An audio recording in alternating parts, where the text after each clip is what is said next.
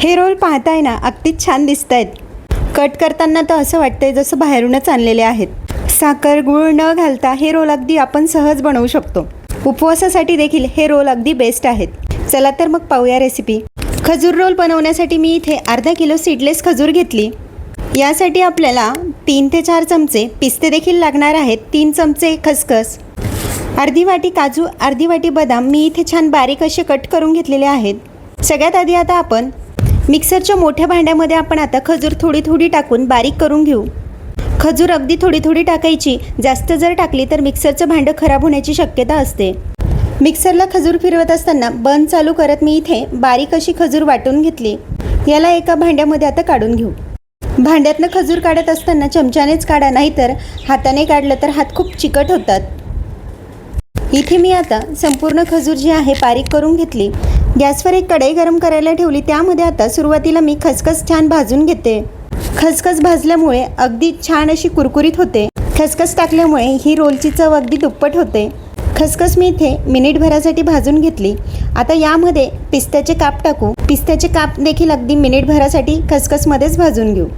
छान असं खरपूस भाजून झालं. एका प्लेटमध्ये काढून याला थंड होण्यासाठी साईडला ठेवू. आता आपण काजू आणि बदाम देखील छान भाजून घेऊ, म्हणजे ते देखील रोलमध्ये अगदी कुरकुरीत लागतील. सगळे जिन्नस भाजून घेतलेले असल्यामुळे हा रोल टिकायला देखील मदत होते. हा रोल तुम्ही 2 ते 3 महिन्यांसाठी आरामात स्टोअर करून ठेवू शकतात. 2-3 मिनटं मी इथे छान काजू बदाम देखील भाजून घेतले. आता हे साईडला ठेवू. गॅसवर एक पॅन गरम करायला ठेवला. त्यामध्ये 1 चमचाभर तूप घातलं. बारीक करून घेतलेली खजूर घालायची. गॅसची फ्लेम मध्यम ठेवून आता आपण खजूर छान अशी मोकळी करून घ्यायची. सुरुवातीला चमच्याला खजूर खूप चिटकते, मात्र हळूहळू जशी गरम होते तशी चमच्याने ती वेगळी व्हायला सुरुवात होते. तुपामध्ये खजूर आपल्याला छान पातळ अशी होईपर्यंत मिक्स करून घ्यायची आहे. जवळपास 2 ते 3 मिनटं फक्त हिला छान तुपामध्ये परतून घेऊ. तुपामध्ये खजूर मी इथे 2-3 मिनटं छान परतून घेतली. चमच्याला देखील आता खजूर अजिबात चिटकत नाही आहे. यामध्ये आता भाजून घेतलेले काजू बदाम घालायचे. तुम्हाला हवं तर यामध्ये तुम्ही मगज बी किंवा मग पिस्ते, वेगवेगळे ड्रायफ्रूट्स यामध्ये तुम्ही घालू शकतात. मी इथे फक्त काजू आणि बदामचाच वापर करते. हे सगळं छान आता मिक्स करून घेतलं. काजू बदाम टाकल्यानंतर काही मिनिटांसाठीच आपल्याला हे मिक्स करत राहायचं आहे. छान त्याचा घट्टसर गोळा होईपर्यंत आपण इथे परतून घेऊ. पॅनला जर चिटकत असेल तर थोडंसं तूप घातलं तरी चालेल. अगदी छान घट्टसर असा याचा गोळा तयार होतोय, म्हणजे हे अगदी व्यवस्थित झालेलं आहे. आता याची वडी देखील छान पडू शकते, इतका हा घट्ट झालेला आहे. इकडे मी चॉपरला थोडंसं तूप लावून घेते. खजूरचं बॅटर आता आपण यावर टाकून घेऊ. 2-3 मिनिटांसाठी याला असंच थंड होऊ द्यायचं, म्हणजे त्याचे छान असे गोल गोळे तयार होतात. आता 2-3 मिनिटांनंतर या गोळ्याचे आपण 2 भाग करू, कारण एकच रोल करायला म्हटलं तर खूप मोठं होईल. त्यामुळे मी इथे 2 सारख्या आकाराचे रोल बनवणार आहे. याला छान रोलचा आकार देऊन घ्यायचं. हाताला देखील अजिबात चिटकत नाही. अगदी आपण लाटणं ज्या पद्धतीने फिरवतो त्या पद्धतीनेच हा रोल छान गोल करत फिरवायचा आहे. घरातलं कोणी देखील बनवू शकतं, इतकी ही सोपी रेसिपी आहे. इथे आपला एक रोल बनवून तयार आहे. आता दुसरा रोल देखील ह्याच पद्धतीने बनवून घेऊ. इथे आपले 2 रोल बनवून तयार आहेत. इकडे आपण जी सुरुवातीला खसखस आणि पिस्ते भाजून घेतले होते ते यावर टाकायचे आहेत. इथे मी बटर पेपर घेतला. तुमच्याकडे बटर पेपर नसेल तर एखाद्या प्लेटला तुम्ही तूप लावून घ्या.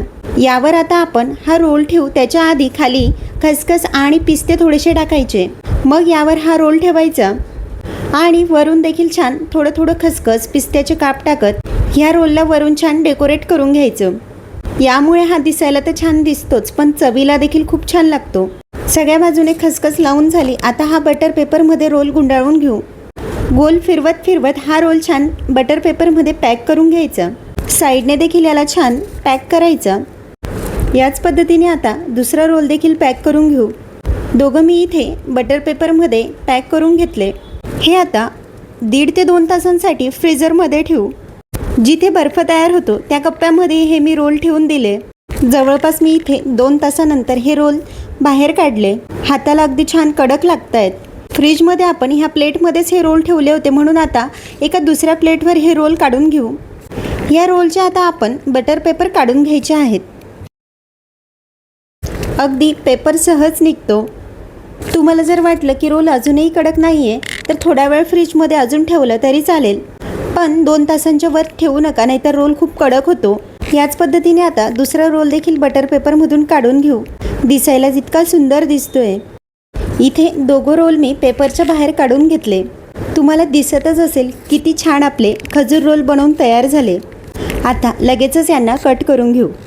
खजूर रोलच्या आता आपल्याला हव्या त्या आकारामध्ये किंवा हव्या तेवढ्या जाड याच्या छान गोल गोल चकत्या पाडून घ्यायच्या. अगदी मध्ये ड्रायफ्रूट्स देखील छान दिसत आहेत. खसखस बाहेरून अगदी छान अशी वडींना लागलेली आहे. उद्या वटपौर्णिमेचा मुहूर्त आहे, त्यामुळे असा खजूर रोल नक्की बनवून पहा. आणि लहान मुलांना देखील हा रोल खूप आवडतो. अशा छोट्या छोट्या याच्या वड्या कट करून घ्यायच्या. दोघं रोल मी इथे छान याच पद्धतीने कट करून घेते. अगदी सुंदर असा आपला खजूर रोल तयार आहे. वरनं यावर थोडीशी छान खसखस टाकायची आणि एका हवाबंद डब्यामध्ये भरून ठेवायचं. अगदी 2 ते 3 महिन्यांसाठी छान ह्या टिकतात. मुलांना हेल्दी आणि पौष्टिक काही खाऊ घालायचं असेल तर अशी खजूर रोलची वडी तुम्ही नक्की ट्राय करा. यामध्ये साखर गूळ काहीच नसल्यामुळे ह्या वड्या खूप पौष्टिक बनतात.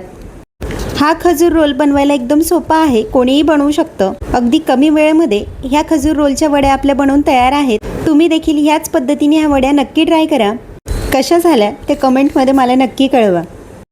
पुन्हा भेटूया अशाच एका नवीन साध्या सोप्या आणि पटकन होणाऱ्या रेसिपीसोबत. तोपर्यंत तुम्ही हा खजूर रोल नक्की ट्राय करा.